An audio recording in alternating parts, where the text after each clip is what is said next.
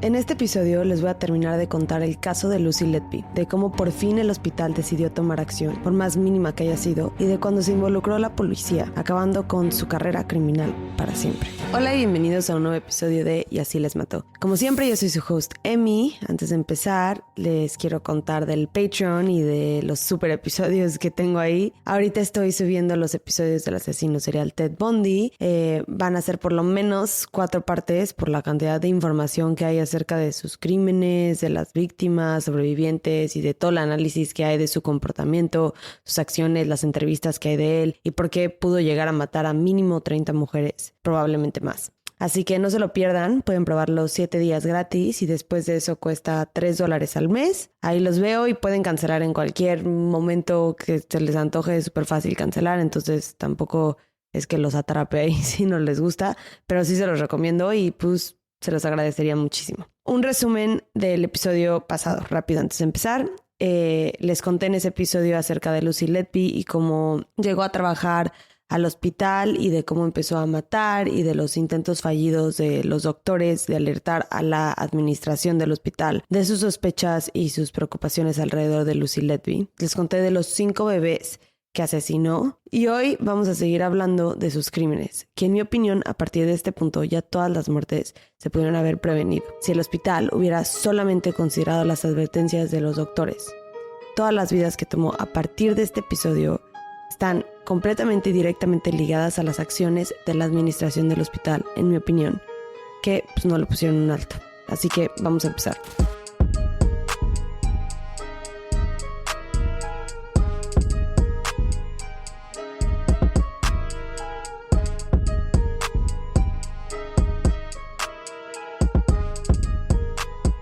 El caso del bebé J en noviembre del 2015 fue un intento de homicidio fallido por el cual Lucy Letby fue acusada pero no sentenciada. Más que nada fue por la falta de evidencia y yo creo que parte de esto es que si ella es responsable, en este caso en específico, lo hizo de una manera mucho más diferente a los otros asesinatos. El bebé J nació prematuro y tuvo varios problemas y cirugías que tomaron lugar en otro hospital. Y luego lo regresaron al hospital, al cuidado del hospital Countess of Chester y al cuidado de Lucy Letby. Un día antes de que los papás del bebé J se lo llevaran por fin a su casa, les llegó una llamada avisándoles que su hijo había colapsado. Cuando llegaron, el bebé tenía una apariencia extraña. Estaba reaccionando como más lento, como si estuviera dormido. Y esto no era normal. O sea, sí lo notaron como algo extraño en su momento. Y además de eso, estaba pálido y como amarillo. Y se cree que lo que ocasionó su crisis y los efectos posteriores fue porque Letby lo intentó sofocar. Que esto sería un paso en términos de lo personal que es la manera en la que asesina comparado a sus otros métodos normales. Esto es mucho más agresivo, mucho más personal que inyectar aire o insulina. Y a mí lo que me da mucha curiosidad es cómo está cambiando su comportamiento en todas las demás áreas de su vida comparado a esta parte de su vida que pues obviamente está como cambiando si ella sí es responsable de ese asesinato. Pero no encontré ningún tipo de análisis o reportaje de lo que estaba sucediendo en su vida en este punto fuera de lo que estaba haciendo en el hospital. Lo que sí sé es que era una persona bastante social, energética y amable con su círculo cercano. Y cuando lleguemos al análisis de los psicólogos y psiquiatras, vamos a explorar cómo su vida social es algo raro en el perfil normal de una asesina serial como ella. Pero vamos a regresar con los casos ahorita y luego vamos a llegar a eso. Entre noviembre y febrero hay otro incidente notorio por el cual tampoco fue sentenciada, pero sí fue acusada. Y por ende, los testimonios del Dr. Ravi se escucharon en el juicio por este caso en específico. Como ya sabemos, el Dr. Ravi ya le había mencionado al hospital en varias ocasiones que estaba preocupado por las muertes de los bebés y que tenía dudas de las acciones de Letby. Y por eso, cuando un día pusieron a la enfermera en su servicio, estaba nervioso. Y cuando se dio cuenta de que habían acabado el bebé prematuro de 12 semanas y Letby solos en un cuarto, se preocupó. Cuando llegó al cuarto, el pecho del bebé no se estaba moviendo, Parecía que alguien había manipulado uno de los tubos conectados a su cuerpecito y Letby no estaba haciendo nada para intentar resucitarlo. Fue un milagro que el doctor entrara cuando entró y pudiera salvarle la vida a este bebé porque nadie más hubiera llegado, ya que la alarma de la máquina estaba silenciada. El bebé terminó falleciendo 3 días después.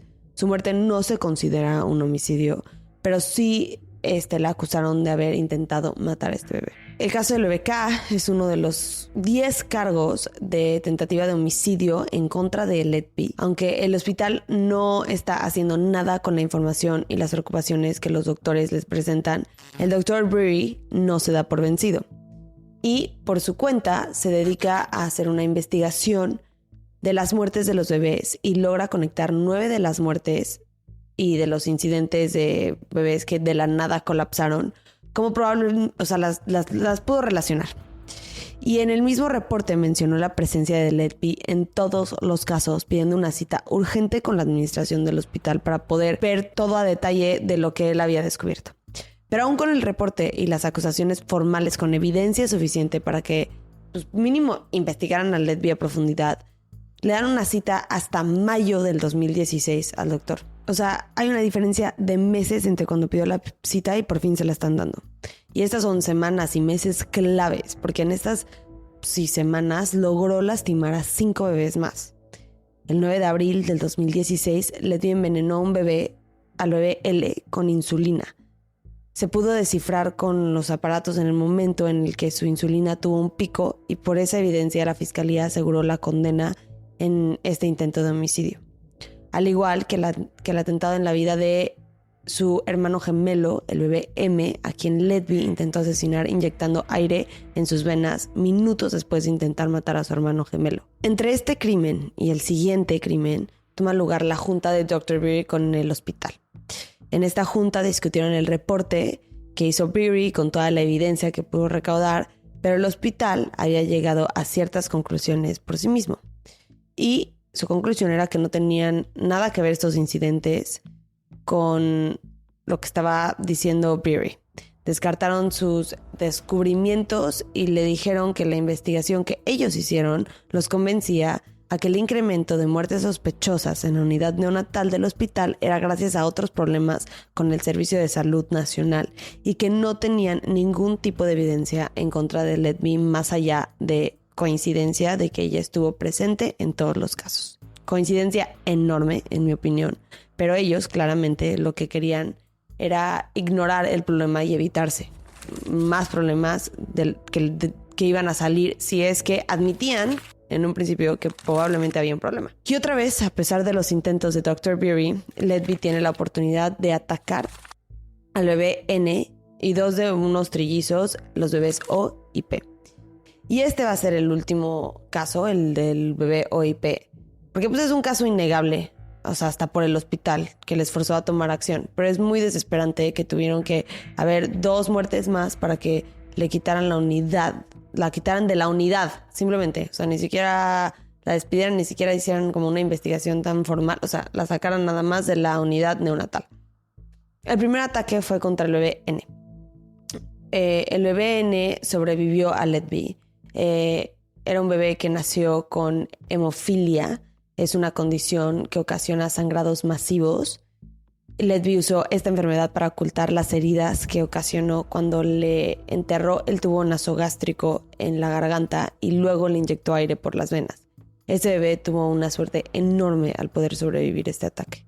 20 días después, el 23 de junio, Letby asesinó al bebé O. La única razón por la que hubo tanto tiempo de por medio entre el último ataque y fue porque se fue de vacaciones a Ibiza. Pero literalmente el día después de que regresó hubo este incidente del bebé O. En el caso del bebé O, pues sí fue letal. Estaba perfectamente sano cuando llegó Lucy Letby y sus papás estaban ya preparándose para por fin llevar a su hijito a su casa, cuando de la nada falleció y no pudieron revivirlo. En los rayos X posteriores a la muerte que hicieron en el estudio para ver qué había pasado, apareció que el bebé tenía una cantidad inusual de aire en su cuerpo y solamente un día después Letby decidió acechar a su última víctima, o sea, al segundo trillizo, quien tenía días de nacido. Mientras le daba de comer, Letby inyectó aire por el tubo nasogástrico y el exceso de aire en sus pulmones causó que se reventara su diafragma. Los doctores inicialmente pensaron que iba a poder sobrevivir el bebé, que iban a poder arreglar su diafragma, o mínimo que iban a poder mantenerlo con vida hasta llegar a un hospital en donde pues, podrían operarlo. Pero el bebé P no llegó a salir del hospital. Me rompe el corazón pensar que en algún lado hay un niño o niña que no llegó a vivir su vida de compañía con sus trillizos.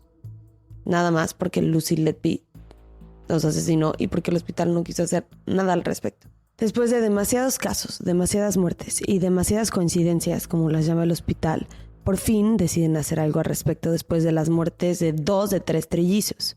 Y no se emocionen porque todavía las consecuencias, que ni siquiera son consecuencias en mi opinión, o sea, no creo que consecuencias sea la palabra correcta, pues es decepcionante la acción que toman. Prácticamente los doctores vuelven a hablar con la administración, específicamente con la jefa de turno llamada Karen Reese, quien les dijo que ella se haría responsable si Letby tuviera algo que ver, pero que ella estaba convencida de que no. Hoy en día Karen Reese está siendo investigada por las acciones que tomó alrededor de Lucy Letby. Sin embargo, en ese entonces no despidieron a Letby, pero sí la suspendieron por lo menos del área neonatal y la pusieron exclusivamente en trabajo administrativo. Esto fue en septiembre del 2016. Sin embargo, en diciembre del 2016 revisaron su caso en el hospital y decidieron que iba a poder regresar a trabajar en la unidad neonatal en marzo del 2017. Sin embargo, alguien en el hospital llamó a la policía antes de que esto pudiera pasar, y cuando el hospital se enteró de que la policía la estaba investigando, decidieron no moverla. La investigación duró más o menos un año y en julio del 2018 la arrestaron por primera vez por homicidio. Fue hasta este punto cuando el hospital la suspendió completamente, pero le siguió pagando. Pero no fue hasta noviembre del 2020 cuando oficialmente la vincularon a proceso que el hospital por fin la despidió. Originalmente la acusaron del asesinato de 7 bebés y tentativa de homicidio de 10 otros bebés. Y en los cargos de asesinato la encontraron culpable por los 7 asesinatos de los bebés. De los atentados fue otra cosa. En algunos de los casos el jurado no pudo llegar a una conclusión y en algunos le dieron el veredicto de culpabilidad. En el juicio, además de todo lo que les conté que usaron para ligar las muertes con la presencia de Letby, presentaron también evidencia de que Letby estaba obsesionada con alguna de las familias, porque en varios de los casos buscaba a los papás de los bebés en Facebook y pues estoqueaba sus perfiles. Ella dijo que era porque le daba curiosidad saber quiénes eran los papás del bebé, pero sabiendo que ella es la responsable de las muertes, este hecho se vuelve algo mucho más morboso. A mí me da la impresión de que de alguna manera disfruta imaginarse el dolor y el impacto que va a tener en la vida de estos desconocidos. Yo creo que es una manera de revivir sus crímenes de alguna forma. Los papás de sus víctimas y de los sobrevivientes tuvieron la oportunidad de hablar en el juicio, expresando el dolor que sintieron con las muertes o pues, con las situaciones que están viviendo de las consecuencias todavía de las acciones de Letby con los hijos que sobrevivieron. Obviamente fueron testimonios pues, bastante difíciles de escuchar. Otra manera en la que creo que saboreaba sus crímenes es el diario que encontraron con las iniciales de los nombres de sus víctimas. A veces al lado estaban las fechas de nacimiento, a veces con las fechas que los atacó y a veces las fechas que los mató. Aparte de esto, encontraron 257 papeles que se pasan entre enfermeras con la información de los pacientes. Esto lo encontraron en su casa o en la casa de sus papás. Estaban en diferentes lugares los 257. Y de estos 257, 21 estaban relacionados con los bebés pues de la que acusaron haber lastimado. Y en una post-it que también encontraron estaba escrito: los maté a propósito porque no soy lo suficientemente buena para cuidarlos. También encontraron una carta en la que decía: no sé si yo los maté, tal vez sí, tal vez todo tiene que ver conmigo. Ella mantuvo su inocencia desde el principio y nunca, en ningún momento, aceptó ningún tipo de culpa. En algunos momentos del juicio hasta lloraba, específicamente cuando estaban hablando de la muerte de los bebés. Le dieron una sentencia vitalicia, convirtiéndola en la tercera mujer en el Reino Unido que recibe este castigo. A comparación del caso de Ted Bundy que estoy haciendo en el Patreon, en el que pues me baso mucho en el material de sus entrevistas, con el que pues nos da un poco de sus explicaciones y su razonamiento detrás de sus acciones y de sus crímenes. Con Let Me no existe este tipo de análisis de sus motivaciones. Pero les puedo decir un poco de lo que encontré basándome en estudios acerca de asesinas seriales. Por un lado, Letby encaja en el perfil de la mayoría de las asesinas seriales. Un estudio de la revista de Psiquiatría y Psicología Forense del 2015 analizó los casos estadounidenses de asesinas seriales. Una de las conclusiones en este estudio es que, y es una conclusión bastante choqueante, es que casi 40% de todas las asesinas seriales son enfermeras. No que 40% de las enfermeras sean asesinas seriales, no. 40% de las asesinas seriales son enfermeras, ayudantes de enfermeras u otro tipo de trabajadora de salud, como en el ámbito de salud y de cuidados y así. Los dos motivos más comunes son poder y dinero. Supongo que en el caso de Letby fue poder y control. ¿Por qué tenía que sentir este tipo de control en su vida? Eso es algo que todavía no han podido definir sin poder tener una conversación honesta con ella. Normalmente atacan a gente débil, como gente enferma o bebés y niños chiquitos o gente mayor. Y en el podcast no es la primera vez que vemos a una mujer matando a gente vulnerable. Lo vimos en el caso de la Mataviejitas, quien mataba por dinero. Letby, sin embargo, apuntaba los nombres y se quedó con notas de algunas de las víctimas, cosa que, a comparación de muchos asesinos seriales, las asesinas seriales, o sea, las mujeres, no se quedan con recuerdos, pero Letby sí. Otra cosa que no encaja es que aproximadamente 40% de los asesinos seriales tenían un tipo de problema psicológico y algún tipo de relación negativa con sus papás. Letby, al menos con la información pública que tengo, que pude encontrar, nunca ha sido diagnosticada ni tratada por ningún tipo de trastorno psicológico y sus papás siempre la han apoyado hasta el punto en el que fueron todos los días a su juicio. También, como sabemos, normalmente las asesinas seriales pueden llegar a ser bastante antisociales y como muy introvertidas. Letby era lo contrario, era bastante social, tenía una vida social bastante sana, entonces eso tampoco encaja. Obviamente estos estudios no son perfectos y son más que nada una guía, no son una certeza. Hay muchísima gente que puede caer entre estas descripciones que no son asesinas seriales. Pero se me hace muy interesante ver la diferencia entre las mujeres y los hombres. Actualmente la policía está investigando 4,000 casos en los que Letby estuvo involucrada en su carrera de enfermera para ver si hubo algún tipo de crimen perpetrado antes del bebé A.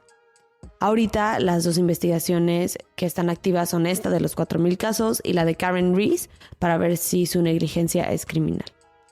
Y en eso se queda este caso hasta ahorita. Muchas gracias por escuchar este episodio de Así les mató. Nos vemos el próximo año con el siguiente caso. No podría faltar la bromita de fin de año. Que tengan un buen fin de año, que se la pasen increíble y no se les olvide ir al Patreon. Bye.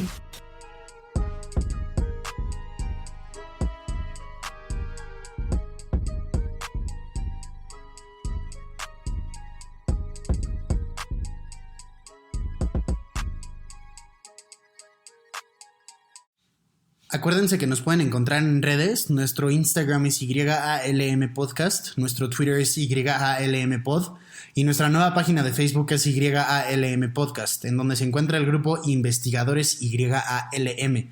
En este grupo vamos a estar teniendo discusiones respecto a los casos que vemos semana con semana, así que ahí lo pueden checar. Gracias, bye.